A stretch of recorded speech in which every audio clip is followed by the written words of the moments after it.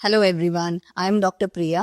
I am working in Metro Center for Respiratory Diseases. Today I have Dr. Deepak Talwar with me and I will be trying to answer the most commonly asked questions about asthma in the patient's mind.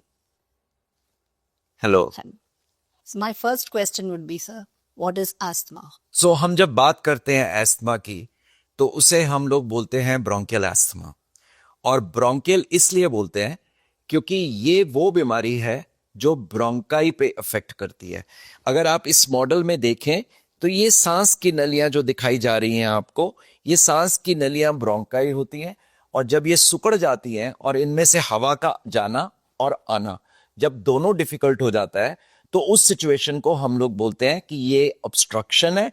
और इस तरीके की obstruction को हम लोग asthma बोलते हैं। और क्योंकि ये लंग से रिलेटेड है इसलिए हम इसे ब्रोंकियल एस्थमा बोलते हैं। एक दूसरी तरह का एस्थमा होता है जिसे हम लोग कार्डियक एस्थमा बोलते हैं, जो कि हार्ट की वेसल से रिलेटेड होता है और वो ब्लड सप्लाई अफेक्ट करती है लंग की, और जनरली हार्ट फेलियर के पेशेंट्स में होता है। सिम्टम्स सेम है, उसमें भी सांस फूलती है, वीजिंग की साउंड आती है, खांसी होती है, पर वो कार्डियक है। ये वाला जिसको हम लोग ब्रोंकियल एस्थमा बोलते हैं, इसके अंदर प्राइमरी डिजीज यानी जहां पे सबसे ज्यादा इसका इफेक्ट है वो सांस की ट्यूब्स है जो कि हवा को लेके जाती हैं। मेरा अगला सवाल होगा, who are the people who get asthma and what are the triggers of asthma? So asthma has got onset either in childhood or adulthood. So लेकिन क्या हर किसी को एस्थमा हो सकता है? नहीं। Almost 1 to 2 out of 10 people, यानी 1 से 2 10 में से लोगों में एस्थमा है। ये इतनी कॉमन बीमारी है, लेकिन इसके अंदर कहीं ना कहीं जेनेटिक्स का रोल है और ये फैमिली में चलती है। जेनेटिक्स डिटरमिन करती है आपके एलर्जी को, और एलर्जी से ये एस्थमा जेनेटिकली फैमिलीज में चलता है। और इसके ट्रिगर फैक्टर्स जनरली होते हैं जो कि यंग एज ऑनसेट वाला एस्थमा जो कि जनरली बच्चों में देखा जाता है उसके अंदर होता है, जिसमें पोलन्स हो सकते हैं, हाउस डस्ट माइट हो सकता है, और एनवायरनमेंट में बहुत सारी ऐसी चीजें हैं जिनको कि आप एलर्जिक हो और उसके साथ आपकी एलर्जी स्टार्ट होती है और फिर वो एस्थमा में बन जाती है। तो ट्रिगर्स तो बहुत सारे हो सकते हैं, उसमें पोल्यूशन भी हो सकता है, सिगरेट स्मोक भी हो सकता है, किसी तरीके का भी इरिटेंट एटमॉस्फेयर में, इवन परफ्यूम्स भी हो सकते हैं। पर ज्यादातर सबसे कॉमन जो है वो पोलन्स हैं, जो कि फ्लावर्स के होंगे, ग्रासेस के होंगे, ट्रीज के होंगे, या इंसेक्ट्स होंगे, या फंजाई होंगे, इस तरीके की चीजें होती है। My next question would be, what are the symptoms of asthma and how can a patient know that he has got asthma? So symptoms तो कॉमन सिम्टम्स जो हैं वो रेस्पिरेटरी सिस्टम, लंग से रिलेटेड है। तो उसके अंदर सांस का फूलना, ब्रेथलेसनेस, उसके बाद सांस की नली में से आवाज आना जिसको हम लोग वीजिंग बोलते हैं, और खांसी, कफ। सो ये 3 मेन सिम्टम्स हैं। इसमें थोड़ा बलगम आ सकता है, पर ज्यादातर खांसी ड्राई होती है, लेकिन लॉन्ग स्टैंडिंग डिजीज में बलगम भी आ सकता है इसके अंदर। और कुछ लोगों को, ज्यादातर बच्चों में ये देखा जाता है, क्योंकि ये सांस की नली की बीमारी है, तो जब हवा फेफड़ों में भर जाती है तो चेस्ट एक्सपैंड होने की वजह से चेस्ट पेन भी हो सकता है। पर क्लासिकली जो 3 सिम्टम होते हैं वो ब्रेथलेसनेस है, वीजिंग है, और कॉफ है।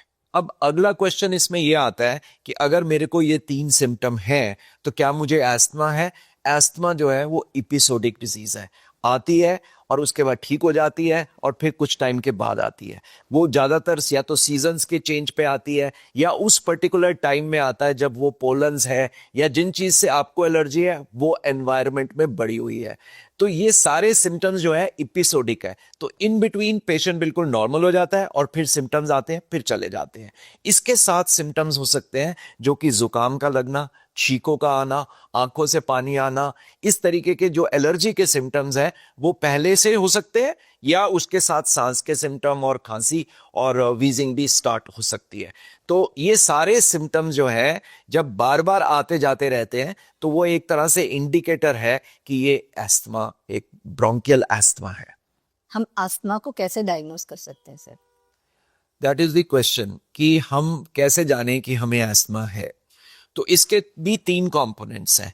पहला क्लिनिकल, मैंने आपको बताया कि सिम्टम्स है दवाई लेने से या बगैर दवाई के भी सिम्टम्स शुरू शुरू में अपने आप चले जाते हैं, और फिर किसी भी सडन एक्सपोजर से या किसी तरीके के किसी भी तरीके से अगर वो दोबारा स्टिमुलेट हो जाए तो वो सिम्टम्स अपने आप फिर से दोबारा आ जाते हैं। वो कई बार वायरल इन्फेक्शन भी हो सकती है। तो सिम्टम्स जो कि आते और जाते रहते हैं, क्लिनिकल। उसके बाद हम एग्जामिन करते हैं, हमको चेस्ट में साउंड सुनाई देती हैं जिनको हम लोग व्हीजेस बोलते हैं, जो कि म्यूजिकल साउंड्स होती हैं। और फिर उसके बाद कुछ उसके अंदर हम लोग टेस्ट करते हैं, और इसके लिए सबसे इंपॉर्टेंट टेस्ट होता है जिसको हम लोग बोलते हैं लंग फंक्शन टेस्ट। इसमें जब हम जोर से फूंक मार के अपना सांस बाहर छोड़ते हैं, तो क्योंकि सांस की नलियां छोटी हो गई, पतली हो जाती हैं, इसके अंदर सिकुड़ जाती हैं, तो वो हवा को जाने में टाइम लगता है, और हमारे पास जो स्पायरोमेट्री ग्राफ आता है, जो लंग फंक्शन टेस्ट की रिपोर्ट आती है, वो हमें बताती है कि सांस की नली सिकुड़ी हुई है। और फिर हम उसके अंदर आपको ब्रोंकोडायलेटर देते हैं, इनहेलर देते हैं, और उससे वो फिर वापस नॉर्मल आ जाती है। तो ये रिवर्सिबिलिटी और एयरवे ऑब्स्ट्रक्शन जो सांस के टेस्ट के लिए यूज किया जाता है, जिसको कि हम लोग लंग फंक्शन टेस्ट बोलते हैं, इसको डायग्नोस करने के लिए ये एक इसका एक इन्वेस्टिगेटिव टेस्ट है to confirm whether you have asthma और नॉट। मेरा अगला सवाल है, क्या एलर्जी से आस्मा हो सकती है? Allergy is one component of asthma, यानी कि कुछ लोग हैं जिनमें क्लियरली आइडेंटिफाइड होती है कि ये एलर्जेंस हैं जो उन्हें एस्थमा कर रहे हैं। सो एलर्जी तो किसी चीज से भी हो सकती है आपको, लेकिन जरूरी नहीं है कि हर एस्थमा एलर्जिक हो। तो एलर्जिक एस्थमा जो होता है वो ज्यादातर तो हिस्ट्री से पता चलता है कि आपने इस चीज को किया, या जैसे कोई परफ्यूम हुआ, टेल्कम पाउडर हुआ, या किसी तरीके का डस्ट का एक्सपोजर हुआ, जैसे पुराने कपड़े निकाले उससे अगर एकदम से छींकें स्टार्ट हो गई, खांसी आनी शुरू हो गई, तो इस तरीके के सिम्टम एक्सपोजर पे आना जो है वो एलर्जिक एस्थमा है, वो एलर्जी एस्थमा कर रही है। लेकिन हर एक में ऐसा नहीं है। तो कई लोग ऐसे हैं जिनके अंदर एलर्जी नहीं होती है, और नॉर्मली 10-15-20% लोग ऐसे हैं जिनमें कोई एलर्जी नहीं होगी, और उनका एस्थमा किसी भी चीज से ट्रिगर हो सकता है। ऐसा में जनरली, जैसे मैंने बोला, वायरल इन्फेक्शंस है जो कि बहुत इंपॉर्टेंट कॉज है एस्थमा के सिम्टम्स को ट्रिगर करने के लिए। एस्थमा एपिसोडिक डिजीज है, यानी कि वो आएगी जाएगी, लेकिन अगर हम उसको ठीक से ट्रीट नहीं करेंगे तो फिर वो परमानेंटली ही साथ रहेगी। एलर्जी तो इतनी सारी चीजों से है कि हम लोग सब किसी का टेस्ट नहीं कर सकते, पर कुछ एलर्जेंस है जो कि बहुत स्पेसिफिक है, जिनका कि हम लोग टेस्ट कर सकते हैं। और दो तरीके होते हैं टेस्ट करने के, या तो हम स्किन में उसको प्रिक टेस्ट करते हैं, या उनका ब्लड में उनके अगेंस्ट एंटीबॉडी को आइडेंटिफाई करने की कोशिश करते हैं। एक दूसरा तरीका होता है कि जिससे कि आपको उस डायरेक्ट एक्सपोजर दे दिया जाए और इमीडिएटली सिम्टम्स आ जाए। जनरली वो नहीं किया जाता क्योंकि उसको हम लोग प्रोवोकेशन बोलते हैं। नॉर्मली हम लोग या तो स्किन में या ब्लड में इसको टेस्ट करते हैं, लेकिन हम इतनी सारी चीजों को टेस्ट नहीं कर सकते। तो हमारे जो मेथोडोलॉजी है एलर्जी टेस्ट की, वो रिफाइंड कुछ ही चीजों के लिए है, जो कि सबसे कॉमन एलर्जीज है हमारे पार्ट ऑफ द वर्ल्ड में, क्योंकि ये डिफरेंट है। दूसरे कंट्रीज में, जैसे अमेरिका में हो गया या इंग्लैंड में हो गया, वहां डिफरेंट टाइप के एलर्जेंस है, इंडिया में डिफरेंट टाइप के एलर्जेंस हैं। तो हम अपने वाले एलर्जेंस को टेस्ट कर सकते हैं स्किन के टेस्ट से या ब्लड के टेस्ट से। So my next question is, how is asthma treated? So asthma is the disease of the airways. So we need the medicine to go directly there. क्योंकि ये सांस की नलियों की बीमारी है, तो जो भी हम दवाई देंगे वो सीधा वहां पहुंचनी चाहिए। तो अगर हम इसको टैबलेट से या सिरप से लेते हैं तो वो पहले हमारे स्टमक में जाएगी, फिर वहां से वो ब्लड में एब्जॉर्ब होगी, और फिर वहां से वो लंग्स में जाके इफेक्ट करेगी। इस दौरान उसमें साइड इफेक्ट्स बहुत ज्यादा होते हैं, और डोज भी दवाई की बहुत ज्यादा दी जाती है। अगर हम दवाई को सीधा सांस की नली में पहुंचाते हैं तो वो सीधा जाके सांस की नली जो सिकुड़ी हुई है वहां पे एक्ट करती है और उनको नॉर्मल कर देती है। तो दवाई को सीधा सांस की नली में पहुंचाने के लिए हम लोग जिसका इस्तेमाल करते हैं उनको इनहेलर बोलते हैं। और दो मेन टाइप के इनहेलर होते हैं, इसको हम एमडीआई बोलते हैं और इसको हम लोग ड्राई पाउडर इनहेलर बोलते हैं। इसका पर्पस यही है कि जब हम इस इनहेलर को दवाई के द्वारा यहाँ पे मुंह से लेते हैं, दवाई सीधा अंदर जाती है और फेफड़ों में पहुंच जाती है, और इंस्टेंटेनियस इमीडिएट इसका इफेक्ट आता है और सांस में आराम आ जाता है और खांसी जो है वो खत्म हो जाती है। तो ये जो है इनहेलर है जिसके अंदर गैस होती है, और इसको हम लोग दबा के इस तरीके से इस्तेमाल करते हैं।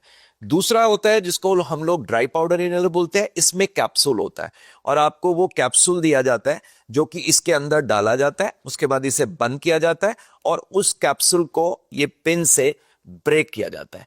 अब उसको कैप्सूल ब्रेक होने से उसके अंदर पाउडर है, अब आप इसको मुंह में रखेंगे और लंबा सांस खींचेंगे जिससे कि वो सारा पाउडर सांस के साथ लंग्स के अंदर चला जाएगा और सांस की उन नलियों में पहुंचेगा जो कि सिकुड़ी हुई हैं एस्थमा की वजह से। कई लोग जो है इनहेलर को ठीक से इस्तेमाल नहीं कर पाते और दवाई पूरी अंदर नहीं पहुंचती, उनको इस तरीके की एक एडिशनल एड ऑन दिया जाता है device which is called spacer और इसको इसके साथ लगा लिया जाता है। अब इसके बाद अगर हम दवाई देंगे तो ये इसके अंदर आ जाएगी और फिर हम यहां से सांस लेके आराम से 2, 4, 5 हम लोग जनरली 8 से 10 बार इसमें से सांस लेंगे और छोड़ेंगे जिससे कि वो दवाई सारी जो गैस की है वो इसमें आ गई और हमने उसको फिर अपने लंग्स में उतार लिया।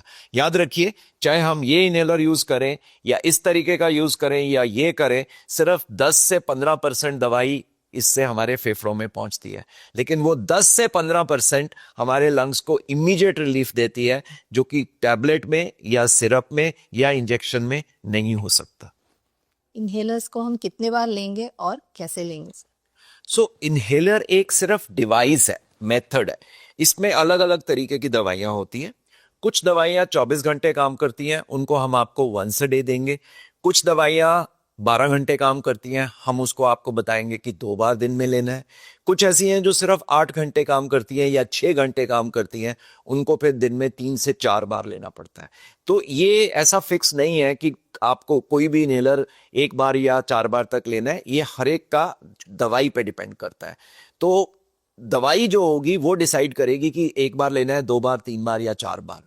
और इसमें दूसरी चीज ये है कि इसको कैसे लेना है। तो कैसे लेने के लिए चाहे हम ये ड्राई पाउडर इनहेलर की बात करें, चाहे हम इस मीटर डोज इनहेलर की बात करें, इसके अंदर गैस है, इसके अंदर पाउडर है। इनके 8 से 9 स्टेप होते हैं जिसमें इसे लेना होता है।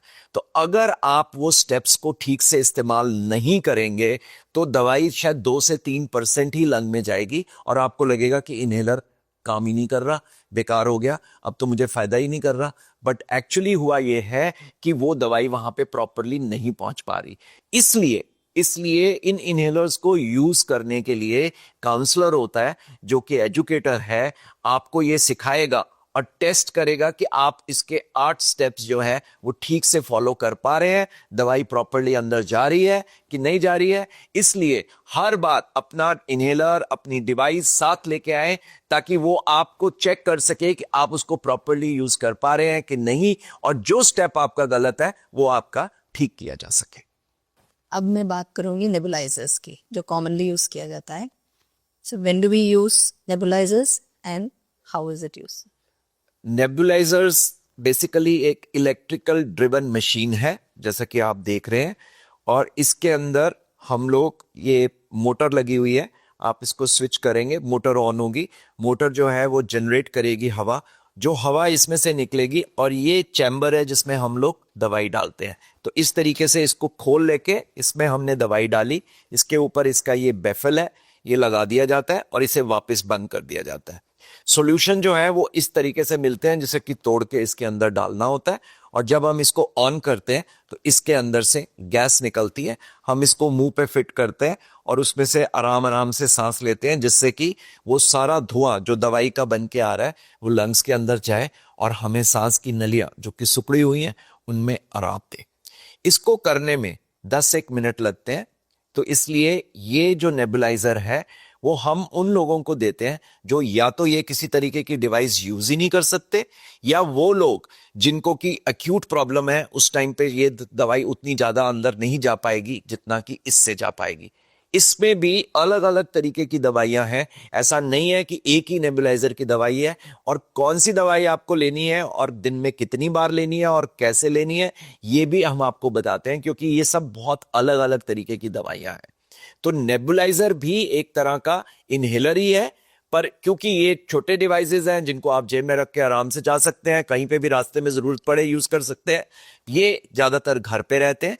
और जब यूज करे जाते हैं जब आपके सिम्टम्स बहुत ज्यादा हैं, आपका सांस ज्यादा फूल रहा है या एक्यूट अटैक है, या जो लोग जैसे कि न्यूरोलॉजिकल प्रॉब्लम्स हैं उनको, या कुछ ऐसी प्रॉब्लम्स है वो यूज ही नहीं कर सकते, तब उन लोगों को नेबुलाइजर दिया जाता है। नेबुलाइजर को यूज करने के बाद वापस प्रॉपरली इसको धो के साफ करके रखना होता है, जो कि अगेन काउंसलर्स आपको सिखाते हैं, और वो सीखना बहुत जरूरी है, क्योंकि ये अदरवाइज अगर इनमें इन्फेक्शन हो जाए तो वो इन्फेक्शन आपको भी जा सकती है। Sir, how long do we use inhalers and nebulizers, and are they safe for long-term use? I think that's a very good question, because बहुत सारे लोग जो है इसको इसलिए छोड़ देते हैं, उन्हें डर लगता है कि शायद इसकी सेफ्टी नहीं है।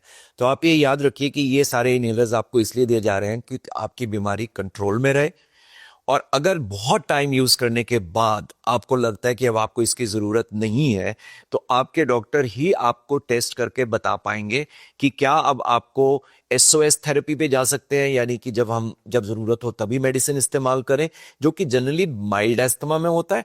और वो आप माइल्ड एस्थमा में आएंगे या नहीं आएंगे ये आपके डॉक्टर बता सकते हैं, क्योंकि अगर आपका सांस नहीं फूल रहा, या खांसी नहीं आ रही, या वीजिंग नहीं हो रही, इसका मतलब ये नहीं है कि आपके लंग फंक्शंस नॉर्मल हैं। क्योंकि हमारी लंग्स दो होने की वजह से बहुत सारी कैपेसिटी कम होने तक हमें पता ही नहीं चलता। बहुत सारे पेशेंट ऐसे आते हैं जिनके लंग्स ऑलमोस्ट 50% काम कर रहे हैं, लेकिन वो बिल्कुल नॉर्मल है, क्योंकि वो लॉस कर चुके हैं, लेकिन वो इस यंग एज में उसका पता नहीं चलेगा। लेकिन जब एज जो है 50, 60, 70 जाएगी, तब वो लंग्स को अगर हम रिकवर नहीं कर पाएंगे तो परमानेंटली डैमेज हो जाएंगे। तो दवाई को लॉन्ग टर्म यूज करिए, और अपने डॉक्टर से ही पूछिए कि कब वो उसको छोड़ सकते हैं या उसका एसओएस ट्रीटमेंट में चेंज कर सकते हैं। ये सारे डिसीजन जो है उसको डॉक्टर को लेने होंगे, अदरवाइज ये हो सकता है कि आपके लंग्स परमानेंटली डैमेज हो जाएं, और फिर ये इनहेलर्स उतना काम भी ना करें जितना कि ये इफेक्टिव शुरू में होते हैं। और क्या कर सकते हैं दवाइयों के अलावा अस्थमा कंट्रोल में करने के लिए? अब इसके बारे में बात करेंगे। सो एक्सपोजर कंट्रोल, जिस चीज से आपको एलर्जी हो रही है आप उससे बचिए। जो नॉन स्पेसिफिक पोल्यूटेंट है, जैसे कि cigarette smoke, pollution, industrial exposure, chemicals, इन सब से बचिए। और ये होता है प्रिवेंशन, बेसिकली एक प्रिवेंटिव एस्पेक्ट को लेना है। एक डस्टेड एनवायरनमेंट में नहीं जाना है, जहां कहीं भी आपको लग रहा है कि वहां पे बहुत ज़्यादा पोल्यूशन है तो आपके लंग्स अफेक्ट हो जाएंगे, तो आप ऐसे में उसको अवॉइड करिए। जैसे दिल्ली में 3 महीना बहुत ज़्यादा पोल्यूशन रहती है, AQI बहुत पुअर है, तो उस टाइम पे आप घर से बाहर मत निकलिए। दूसरी चीज़ ये है कि अपने लंग्स को और हेल्दी करने के लिए आप एक्सरसाइजेस करिए। तो उसके लिए आपको वेरियस एक्सरसाइजेज हैं, जो कि ब्रीदिंग की हैं, योगा की हैं, और कुछ ऐसी स्पेसिफिक एक्सरसाइजेज हैं जो लंग्स की कैपेसिटी को बढ़ाती हैं, जो कि यहाँ पे जो रेस्पिरेटरी थेरेपिस्ट हैं वो आपको डिटेल में बताएंगे। आप उनसे मिलिए और वो आपको बताएंगे कि क्या क्या एक्सरसाइजेज करनी है और कैसे आप अपने लंग्स की कैपेसिटी को इससे भी ज़्यादा इम्प्रूव कर सकते हैं। Yes, now we'll ask about the diet restriction, which is the most common question every patient wants to know. हर कोई ये जानना चाहता है कि मेरे को ये चीज़ खानी चाहिए कि नहीं खानी चाहिए, इस चीज़ से मेरा गला खराब हो जाता है या इस चीज़ से मेरी अस्थमा बढ़ जाता है। तो इसमें मैं आपको बताऊं कि फूड एलर्जी जो है वो सिर्फ 4% पेशेंट्स में होती है अस्थमा में, और वो ज़्यादातर रिलेटेड होती है नट्स से, यानी पीनट हो गया या और कोई खाने की चीज़ हो गई। तो इस तरीके की एलर्जी बहुत बहुत अनकॉमन है, और इस तरीके की एलर्जी की वजह से ये हम लोग सोचते हैं कि अगर हमने आज कुछ भी खाया और हमारी सांस फूल गई या खांसी आ गई तो हमें एलर्जी है। ये उसका डायरेक्ट तरीका नहीं है। Food allergies generally oral allergy से स्टार्ट होती है। आपके मुंह में जलन शुरू होगी, आपको सलाइवा ज़्यादा आना शुरू होगा, उसके बाद नाक बंद हो जाएगा एकदम से, छींकें आनी शुरू होंगी, और फिर जाके वो सांस की एलर्जी बनती है। तो मोस्ट ऑफ द टाइम्स, जैसे कि आप लोग जानना चाहते हो कि हम दही खाएं कि नहीं, कोल्ड ड्रिंक खाएं कि नहीं, आइसक्रीम ले के नहीं, ये सब मिथ है। इन सब चीज़ों से अस्थमा नहीं बिगड़ता है। अगर बिगड़ता भी है तो लेस देन 0.1% लोगों का, और उसका भी डायरेक्ट रिलेशन है जिससे कि पता चल जाता है। आपने अभी खाया और रात को आपको अगर सांस की दिक्कत हो रही है तो क्या अभी के खाने से हुई है? ऐसा नहीं होता है। लेकिन हाँ, बहुत सारे लोगों को गैस्ट्रोइजोफेजियल रिफ्लक्स, यानी कि जिसमें एसिड ऊपर आता है, वो साथ में होता है अस्थमा का, और जो भी चीजें रिफ्लक्स बढ़ाएंगी वो फिर उनके सिम्टम्स बढ़ाएंगी, जैसे खांसी वगैरह। जरूरी नहीं है वो अस्थमा की वजह से, वो रिफ्लक्स की वजह से होंगी।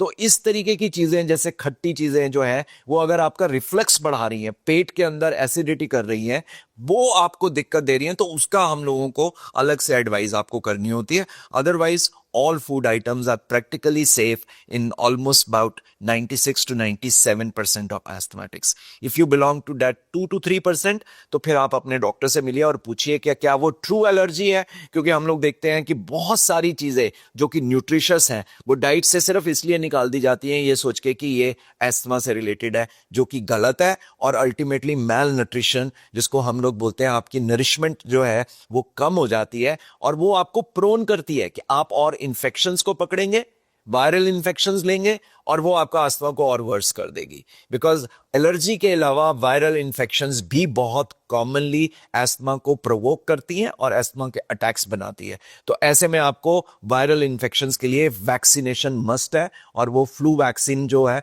वो हम हर किसी को बताते हैं. How can I improve the indoor air quality? So indoor air is practically very important for those people who do not go outstairs. So elderly people जो कि घर के बुजुर्ग लोग हैं जो घर के अंदर ही रहते हैं, उनका एक्सपोजर बाहर है नहीं, सिर्फ घर के अंदर ही है. सो उन लोगों के लिए ये बहुत इंपॉर्टेंट है कि वो अपने घर को साफ रखें. इन जितने भी ये हम लोग यूज करते हैं जैसे कि डिसइंफेक्टेंट्स, ये हमारे पास ज्यादातर हर्बल बेस्ड प्रोडक्ट्स यूज करें. इवन गुड नाइट भी आपको एस्मा को वर्स कर सकती है, तो आप उन चीज़ों को यूज़ करिए जो मस्किटो रेपेलेंट्स हों, जो कि हर्बल बेस्ड हों, जो कि आपके एस्मा को वर्सन ना करें. I hope we have been able to answer many of your questions and queries. Thank you. Thank you.